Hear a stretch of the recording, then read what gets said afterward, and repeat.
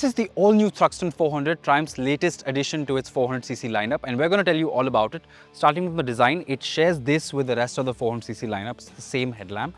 However, what has changed is this new fairing, which extends all the way to the tank. In fact, the entire design of the motorcycle is now a lot slimmer, and so is the rear subframe, which has allowed them to redo the design of the taillight, but more on that later. So thanks to the slimmer section over here and the lower ground clearance and the lower seat height, this is now a lot more accessible for shorter riders. The instrument cluster is the same as the Speed 400 and the Scrambler 400X, so not much has changed. In fact, the mirrors are also very similar.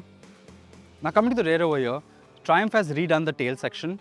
Now this motorcycle has a slimmer rear subframe, which has allowed them to redo the design for the taillight. So not the same as the Speed 400 or the Scrambler. Now coming to the seat over here, this is a single piece seat with a cowl, and this cowl is removable.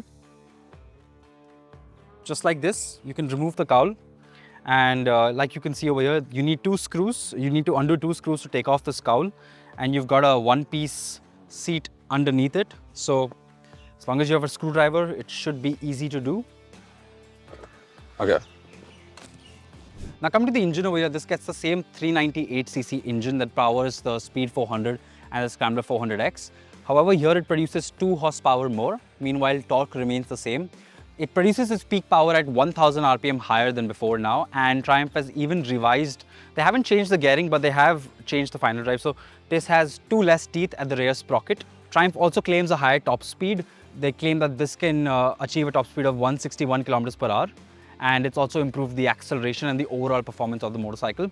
You can have this motorcycle either with Apollo tires or MRFs. This largely depends on availability, and Triumph says they benchmark both these tires to have similar performance, so it's really down to your luck what you end up getting. In terms of braking, this gets the same brakes as the Scrambler and the Speed 400. So it also gets the same wheels, the same tires. However, this gets sintered pads at the front. That's the only real differentiator.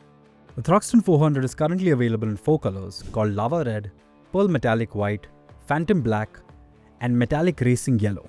And also comes with a host of accessories. We've shot a small clip of a completely accessorized unit, and we'll be sharing a list of accessories along with it.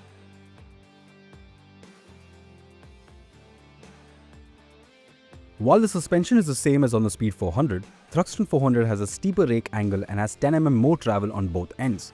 Additionally, the damping and spring rate have been retuned for a sportier ride. Well, that's a Thruxton 400 in a nutshell.